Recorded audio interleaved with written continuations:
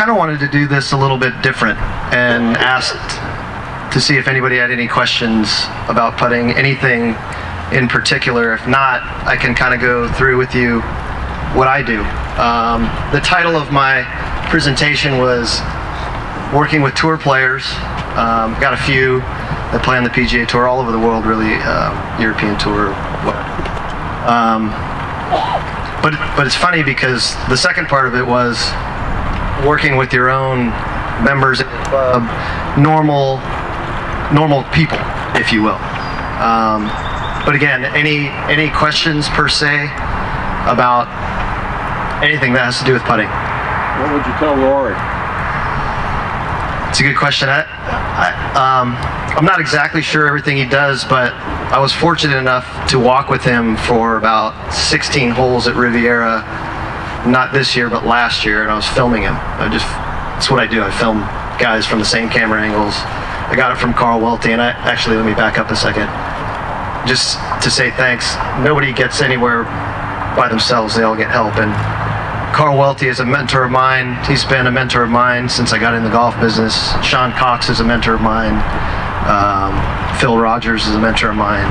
And thanks to those guys. But when I filmed Rory, especially on the putting green, it was interesting. He would hit a putt, and he would miss, and he'd drop another ball down, and he'd make it. And it didn't matter where it was from. So like 17, I think he hit driver 3, with the first 3 when he hit was in the bleachers left. But he hit the next one on the green to about 35 feet. He missed the first one, he made the next one.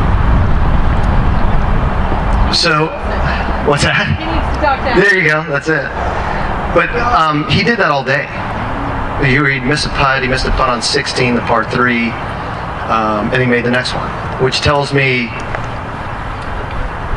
he might not be reading it right. 2 weeks ago was a big week for Team Charlie Hoffman. The Blast guys work with Charlie on his biomechanics and his setup and stroke mechanics. And I've been working with Charlie for the last about 3 years, just kind of watching the ball.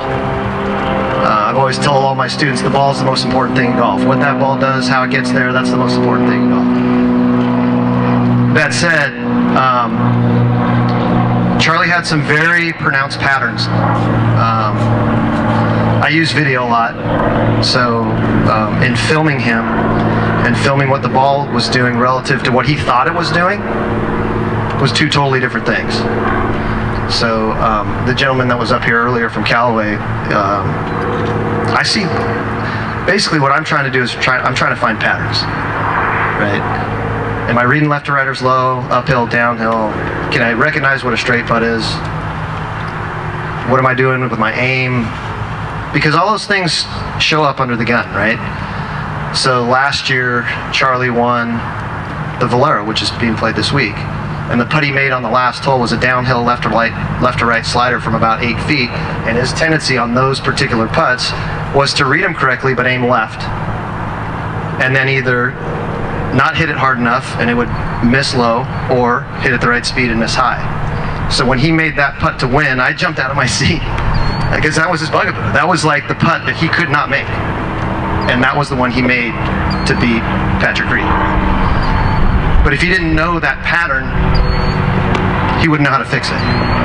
So that's the hardest thing for me. The hardest thing in teaching putting is anybody can teach ball flight. Right? You see the ball react, curves to the right, curves to the left, whatever.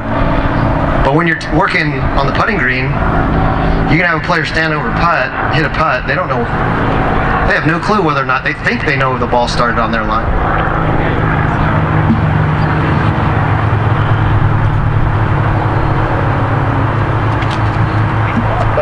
But they're not really sure, 100% sure. You miss a, let's just say you hit it in the center of the club face with a 7-iron and it slices.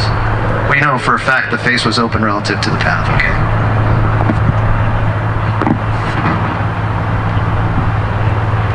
But, feel good now. But putting, you don't really know for sure. So, what do you, are you working with TrackMan 4, and what have you found with their putting application? I have not worked with TrackMan 4. You have not worked with Sam? Work with Sam, mostly the Blast now. Just because it's so easy. Yeah. And it's cheap. It's like $150. What have you seen about the scent angle relative to loft, and are there any hard numbers that you see that you want to fit a player in, or do you just treat the individual like the individual? Individual. One thing I do though, every time I get a new player, I had a kid from Duke come in last week. He's turned professional and he got fitted for this putter. And so we filmed a couple putts and I'm watching him going, this ball's launching. So I take my Casio and I put it on 600 frames per second, I put it on the ground and I have a ball with a cross in it, not unlike you see in all these putting studios. And I filmed it, and he's basically chipping with his putter. And he spent $500 on this putter because he doesn't have any tour status, they're not giving him anything. And I'm like, dude, you're chipping. And oh, by the way, Charlie does too a little bit. He gets, just a little bit of release, the shaft returns back to about neutral. He's got, a couple degrees of loft on his putter, but the ball gets airborne. So a comment earlier, can you slice or hook a putt? If the ball's in the air, you can put slice spin on it. If that ball is launched, it can absolutely spin with hook or slice spin. Now you're not gonna curve it, but once it hits the ground, it could bounce offline. So in terms of fitting for loft or for chaff lane or what have you, sometimes you get guys driving it into the ground. They return with too much force. So measuring it, yeah, the blast sensor measures that. It measures where you return loft and lie. But every stroke's different. I don't necessarily teach a particular stroke per se. I guess if it's arcing too much, I might say, hey. But then if they're starting it online every time, and the reads are right. Do you teach within 4 days of success? Yeah, a little bit. Jim McLean is kind of one of my guys too. So yeah, absolutely. So I do a lot of what's called read and putt. And Carl would kill me if I was telling you this right now, but this PGA is a family, and we got to help each other. And for so long, I've just kind of done my own thing and kept to myself. But Billy asked me to do this, so I felt compelled to share with everybody. But read and putt is kind of the basis of what I do. Does anybody know what that is? Read and putt.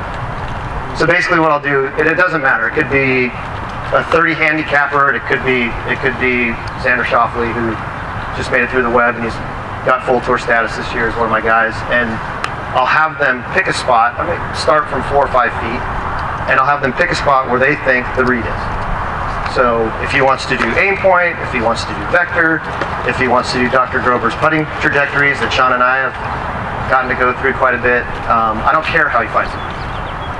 But I want to know what they think is right. And then I want to see if they can do it.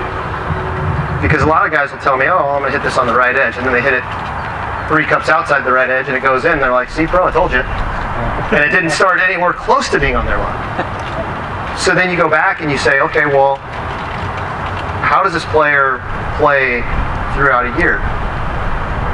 Are they hot on any particular type of surface? Are they coming out of the gates really fast like Mark Wilson did a few years ago? We won a couple events right at the shoot, and then you didn't hear his name for the rest of the season type of thing? Like, what's going to be consistent day in, day out? Right? So if you can find out what your flaws are, you can fix them. So read and putt is, I'll ask them to put a tee or a ball on their aiming point, and then I'll set up a video camera, and I'll aim the video camera behind the ball in line with that point. And we'll hit random putts, I don't know, 20 or 30 putts, and we go sit back down and look at it. See, I do 2 and 3 hour lessons.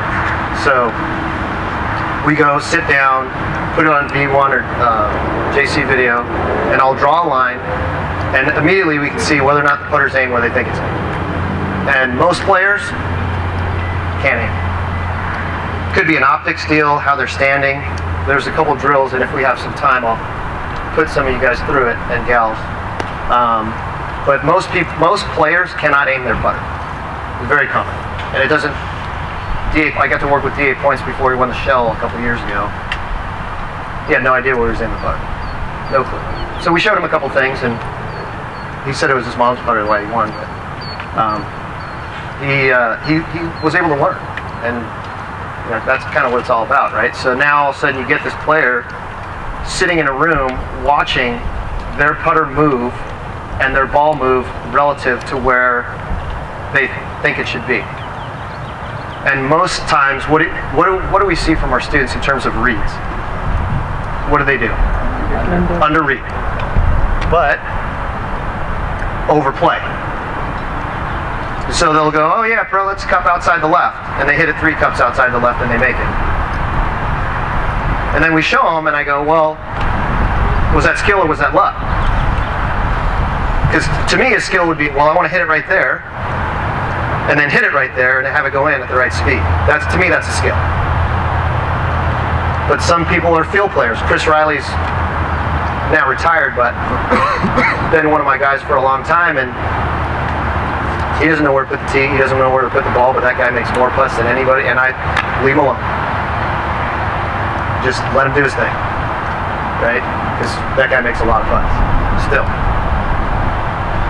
But after you get through looking at all the video, and I have a little spreadsheet that I use, I'm kind of a little bit of a stats guy. I have a spreadsheet that I use, and I'll say, was he aimed correctly? Did the ball start on line? If it didn't, where did it start? Did he hit it at the right speed? What was the read? Was it right to left, left to right? Was it uphill, downhill? Did he make it? If he missed, what side did he miss on? Is there a pattern to it? Like I said, if you're trying to figure out patterns in putting, well, you're trying to figure out patterns in golf instruction, period, but there's no way to really know unless you have some type of device that was tracking you or filming you, whether or not you did what you thought you wanted. So this drill, read and putt, to me is the ultimate, because you can't refute the evidence that you show the player.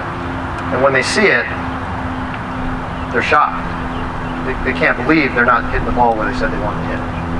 So that's the biggest thing that I do.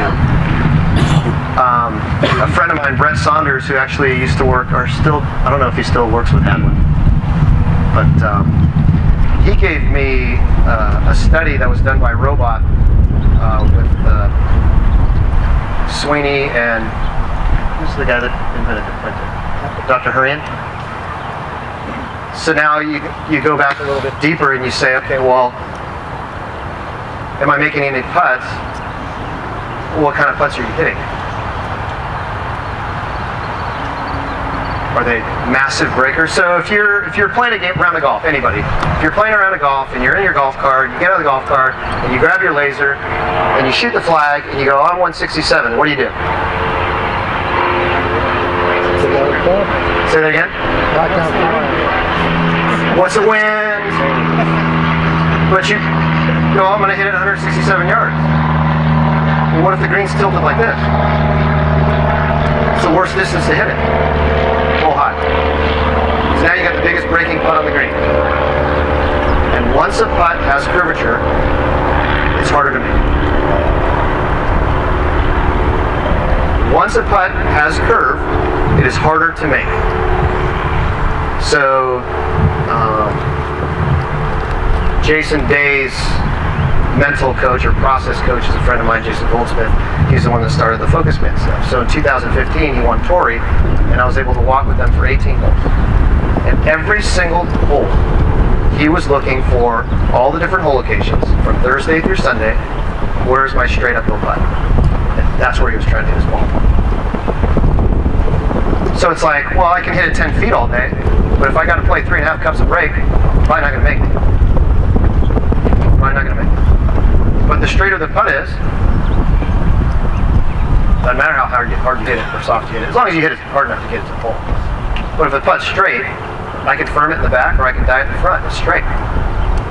But if I'm playing, 2 or 3 cups of break, or you come out to our place and you hit it hole high, you're playing 3 feet of break from 15 feet. Probably not going to go in. If you're by yourself and you're doing the read and putt drill, you try to find a flat putt and hit to a tee. If you can't set up a camera or anything like that, is there a way to do it without seeing video? Yes. I mean, can you just try to find a flat putt and just, am I hitting to the tee? So, are you guys, anybody familiar with the, what called the putting tutor? the Dave Pells. It was a black thing with the marbles on it. So everybody familiar with that? Yeah. So I love that thing because that's reading putt. Okay. So you set it down on the ground and you put your ball in there and you aim it up. Right. And you can use gates. You can put tees for gates. But I started watching the ball come off of that thing. So it sits in a little hole. And I was filming it at high speed because I'm like, this doesn't look right, doesn't sound right. And what I noticed was the ball was launching out of the hole over the marbles. And so I was like, okay. So we came up with an idea for a high school buddy of mine to make the same type of thing, but it's an aluminum plate with a very small hole that's much flatter.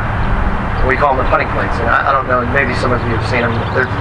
We haven't done any marketing for it yet. The ball comes off perfectly, and it's so fast to set up, and it won't move.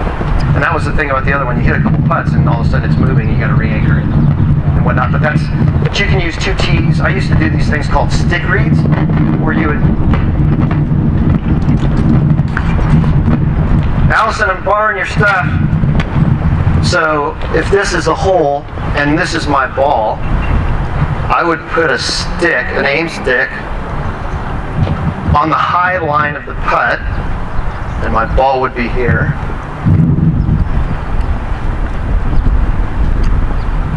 Sean knows my life is in this backpack.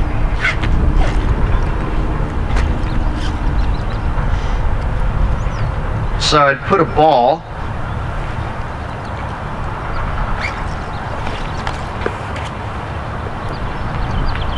here, the ball that I was putting, and I'd put a tee right there, and I'd force myself to, or whoever was working with it, force myself to hit it on that line. So what winds up happening if you do this with your students, say this is a left or right putt. They'll hit the stick with the ball over and over and over again. And they'll go, well, how do I keep hitting the stick? Well, a lot of times, proprioception, you feel what's in your feet, you're tilted over. Well, I got to hit it more left than that if it's going to go in.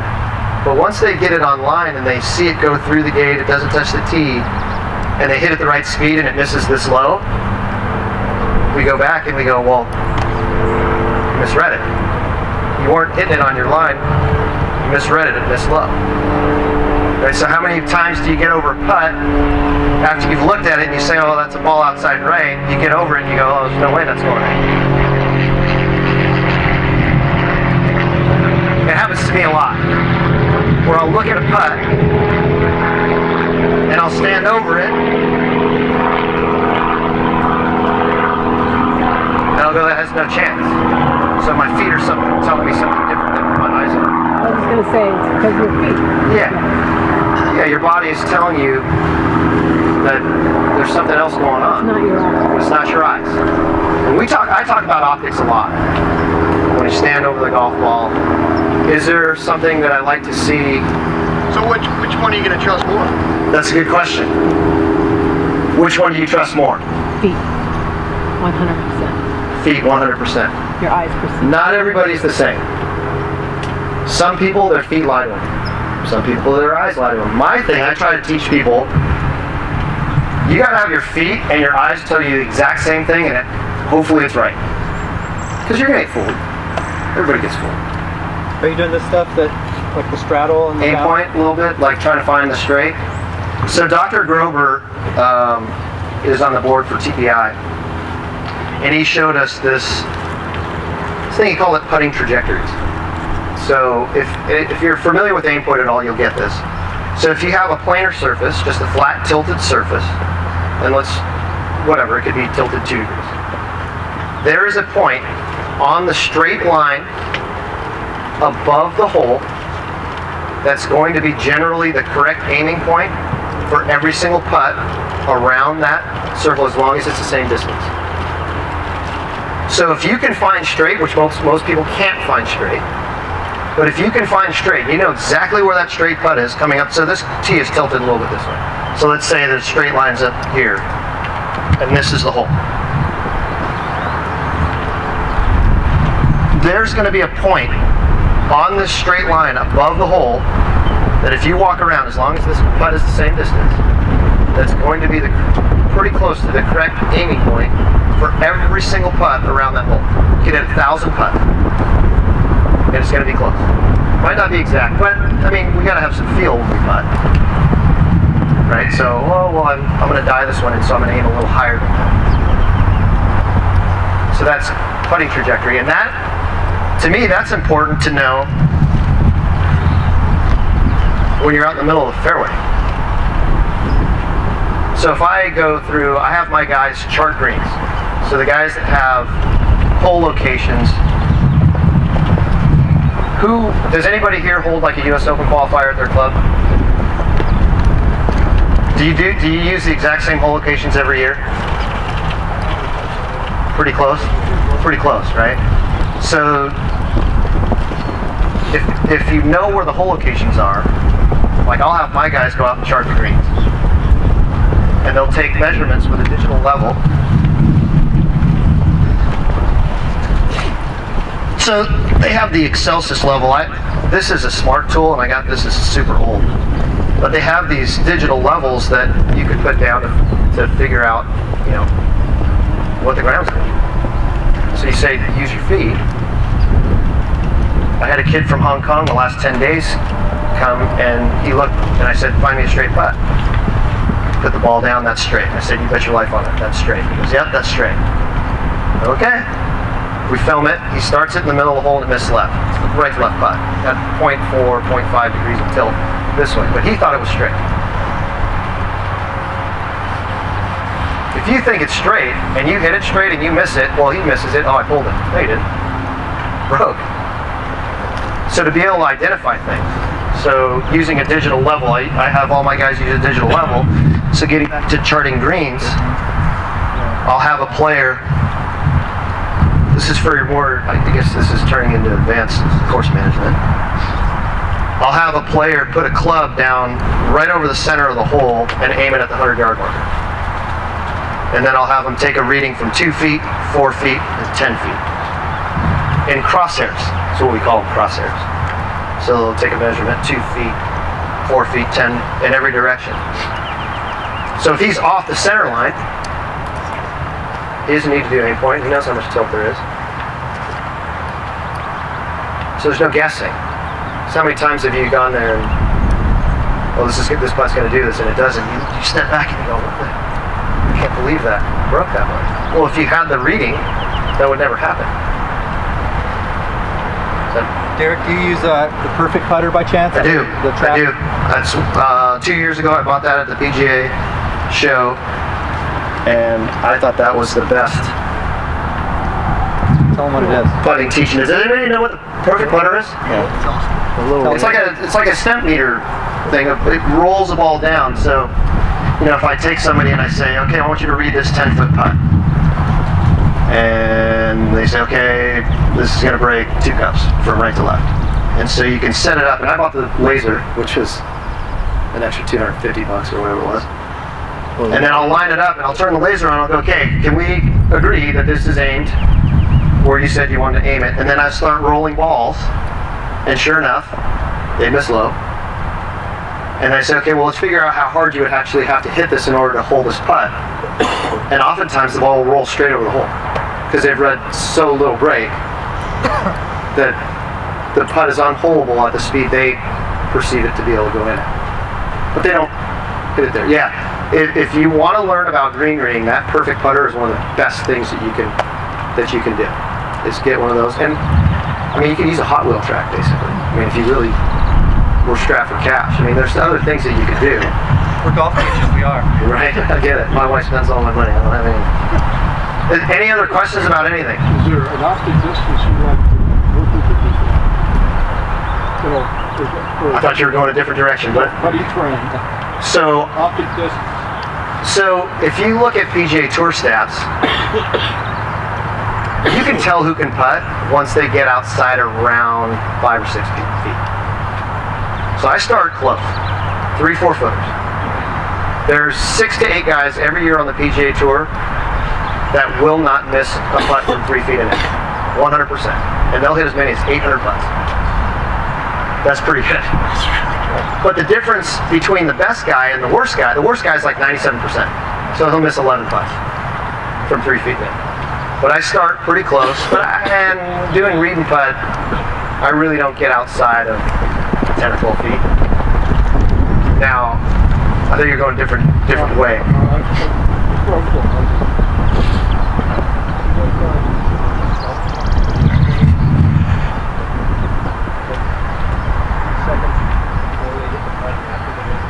Well, I actually have a focus band.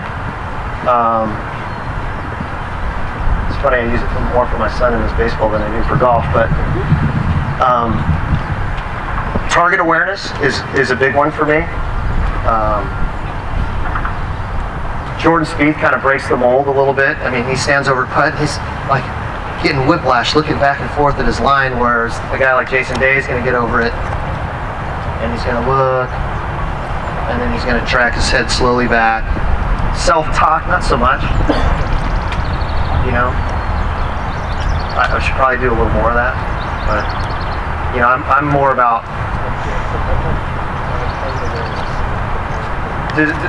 So target awareness. A lot of people, like I said, they're not very good at aiming. So what I'll do is I'll have them stand over putt, and their tee's in the ground, or they have a golf ball as their aiming line, right? The point where they're trying to start their putt. And I'll have them take their hand off their putter and point. And then I'll have them look, and they'll go, I'm not even close to pointing where my target is.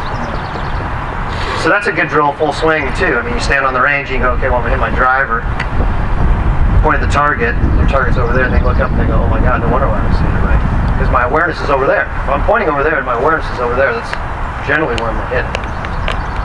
So I do stuff like that. You focus on eye dominance? Absolutely, 100%. What's one of the best tests you found? So eye dominance, we have a couple of drills. If you know McLean and Carl has an eye board, if you will. It's an 8-foot board. This is kind of a similar drill that we do. Let's just pretend this is in a perfectly straight line. So I take 3 steps.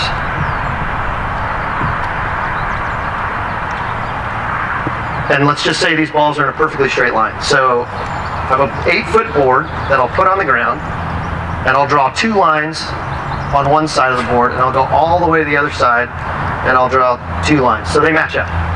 And then I'll move the board. And I'll go, okay, do we agree that those lines match? And they'll get back. And they'll look, and yeah, pro, they line up. I go, okay, put a ball right in the middle. You're not going to putt it, but put a ball right in the middle, and when you get bent over, tell me if they line up. These lines are pointing to the left. So what I've seen with eye dominance, cross-dominant, right-handed left eye, have a better chance of lining those up than same-side dominant. And what I see with reading straight putts, left eye dominant players tend to see straight putts as right to left. Right eye dominant players tend to see straight putts as left to right. Why that is, I don't know, but I ask every single person, and for the most part, it holds pretty true. I mean, there's outliers everywhere, but So then how do you adjust it? So now you know that, so then what do you do? How do you adjust it? Michelle Wade. Seen her changing her putting setup? So after she did it, she won the US Open. But she's super bent over. So her eyes and spine are like this now when she putts, and she used to putt standing straighter up. So for her, she figured out, or somebody showed her, and I don't know who it was, that in order for her to be able to see what straight really looks like, to be able to aim, she has to be bent over. So you go back and you look and you go, okay, great putters. Nicholas is like this. Tiger, up a little talk, great putter. But most guys and gals, the good ones, their necks are parallel to the ground. Sean and I talk about that all the time. We like to see that type of thing, where now when I'm looking up, if I'm up here and I'm looking, my eyes are tilted like this. But if I'm down here and I look, now my eyes are tilted a little bit straighter. That tends to help people. But some people need to stand taller. Got no problem. As long as they can see what's straight. Is there a best way to walk into a ball from left eye dominant or right? Probably.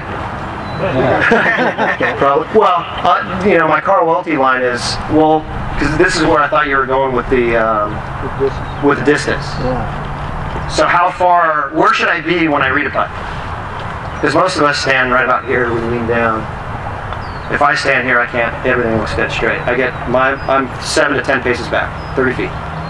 And I can see the whole green, and now I can see the break. That's just me. But this kid from Hong Kong, he went back there and he goes, oh my God, it looks dead straight. And it's like this. But you know, that for him, and then, you know, he went to the other side of the hole, he goes, oh my gosh, this thing is tilted like this. So where you stand absolutely makes a difference. Where that is, that's research. That's you study. How about distance control? Is there a certain distance control that... Absolutely. Well, so your read is going to affect your speed. Right. So most of your students that blow it by the hole generally have read it low, and they're trying to hit it hard to keep it on line. But the blast sensor, if you can work on tempo with the blast sensor, does anybody use a blast sensor here? I was going to ask you about tempo. So optimal for most players, I guess the 57-inch lever is 0.6, 0.3. They want you to be 2-to-1 ratio. So it's, you know, you can use a metric. But when you see the readings and all the metrics that you're measuring, pull it out of your pocket and look at it, okay, or you can set it down on the ground if you're doing block practice, putt over putt over putt. And that way, now all of a sudden I can hit at the right speed, watch my ball miss however low if I started on line, and I go, okay, well, I'm hitting at the right pace because my ball's anywhere from 6 to 12 inches past the hole. And now I got to adjust my read. So my question is 2-to-1 ideal for everybody? And me using the sensor, I noticed that my ratio, I can't get it to 2-to-1, but it also gets longer on fast putts. Like a downhill fast putt, my putting stroke slows down. Tempo gets worse. Yeah, absolutely. Do you notice that? Yeah, oh yeah. You know, slower putt, you'll hit it harder and it's a quicker tempo than 100%. Slick putt. So ideally, you notice that. every single putt that you hit should take the same amount of time. Exactly. That's the challenge. That is a It's huge hard, challenge. Man. That sensor taught me that I swing slower on faster putts. I'm right there with you. Not good, but you know, I wouldn't know it without having that thing. So from week to week, the tour guys, or the guys that are playing for a living, they'll go to different surfaces and I'll have them work on it. Get your pace right. Keep it at 2-to-1. Get your tempo right. Get it at 2-to-1. And then put it away and go play. Right? So that's a huge bonus now to be able to have basically a Sam Putt lab that's probably more, I don't know, probably more accurate, and it's the little sensor on the back of your club. It's a pretty cool deal. So that and the perfect putter. Touch quickly on fitting students for certain style putters, offset, not offset. Do you help folks with that? Yes and no. Yes and no. I know some people that just like a certain look and they can't aim it. And you put something in their hand that looks ugly to them and they aim it spot on and they're like, That's what I don't want to use it. You're not going to force it on them, right? No, you can't. You can't. But you can show them, hey, look at, just prove it to them. Right. So that's why reading putt is such a good tool. I mean, I had this kid from Duke came in, I swear to you, 15 putters. He got off the plane, he had 15 putters in his golf bag. And I go, dude, you know, good putters don't change putters, right? Like, they put the same thing over and over and over again. But he had 15 putters in his bag. And I said, well, which one do you like? Well, I've had this one for 3 years. I'm like, here we go. Let's go. Let's look at it. It's fine. Didn't know how to read green. Which was a problem because good players, generally speaking, your really good low handicappers at your club, they got pretty good strokes already. And they can kind of aim. But if they're really good, they can aim perfectly and start the ball on line at the right speed, good attitude, good roll, good contact, and their read's wrong, they're going to miss 100% of the putt, barring any acts of randomness that Kroger calls it.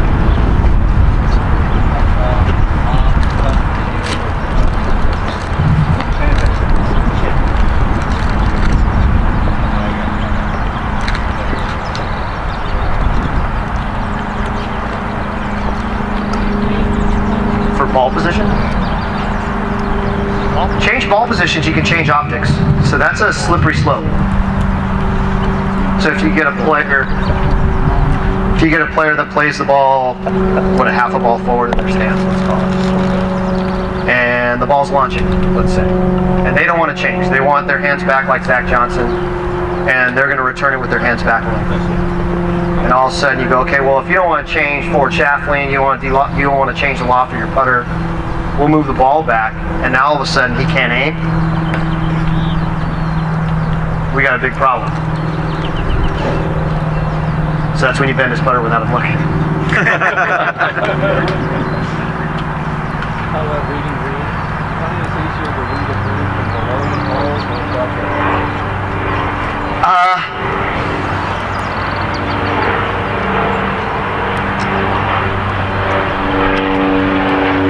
For me, I get behind the ball in line with the hole no matter what I'm looking at. And it used to be that I would kneel down. Can't read it from there. I don't know if I'm just old, my eyes are going on me, but like I said, I think everybody's different. But I think, so going back to the digital level, if you put a digital level down and it reads 0.15, it's a lot of break. It's a lot of break. Or, sorry, 1.5 degrees. It's a ton. But if you can't see it, there's got to be some way that you can use that level to start teaching yourself. Somebody sample.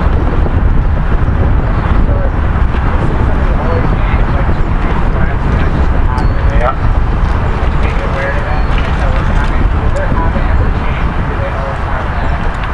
That's a great question. So, Charlie Hoffman's a left aimer. He just aims left. Right to left, he's a little bit better. Left to right, not so much. But when he uses the plates, and he can see that his blade is flushed up to the edge of it, and then move the plate, and he looks and he's like, oh my god, that looks like it's 15 degrees right. After a while of just doing it and going over it and walking in and walking out and walking in and walking out and setting up, not even hitting a button, just looking to see where he's aiming, it gets better after a while. And then I don't see him for 3 months and he comes back and he's aiming left. It's a habit. Right? I do use chalk lines. I use a string line more. So, Darren Clark came in to get a lesson from Carl Welty years ago. And I was working the cameras at PJ West. I was working the camera, and he could not make a breaking putt, but he made every single straight putt we gave him. And so as we're walking in to go look at the video, does anybody know about the Jim McLean School at PJ West where you walk into this room? It's like 100 yards. And we're walking into the room, and Carl goes, let me guess, you practice on a chalk line? He's like, yeah. Every straight putt, he made every single straight putt. Because normally what do people use a chalk line? Oh, straight putt.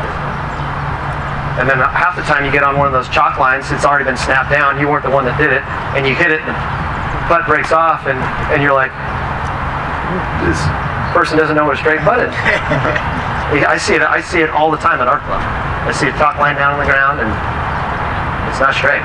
I'll do a chalk line on a breaking putt. I'll put it to the end of the aim point, so it trains someone to get to the end. Yep. So that's where you want to concentrate is the speed from the end of the chalk line to the hole. But you can't do it far because it'll the ground will take it, gravity will take it. So I did a chalk line and it was about this far outside. So I left and I went to the golf shop and some guy came and he goes, "You are the worst chalk line snapper I've ever seen." He's like, "You were so." If you don't know what somebody's trying to accomplish, how you can't. I know. So we started laughing. I was just looking at my app store and they have clinometers for 99 cents or $2 that are the digital levels. Yeah, you have a digital, if you have an iPhone or a smartphone, you have a digital level built into your phone. So your level is, you go to compass, and then you slide it to the right and there's a level. You just have to calibrate, turn. Is this helpful? Is this better than watching me like go through teaching a lesson? Yeah, absolutely.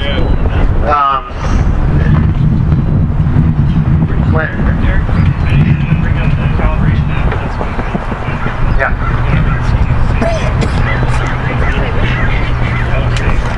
Oh yeah. Where's compass? Yep. No. Just be consistent.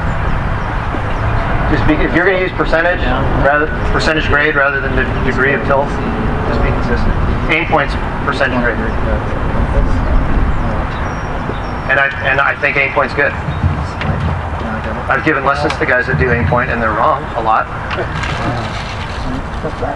But they can adjust. I mean, maybe they're not calibrated right, you know, or they need to figure out what everything means. But I think it's good. It's going to help you get the right read.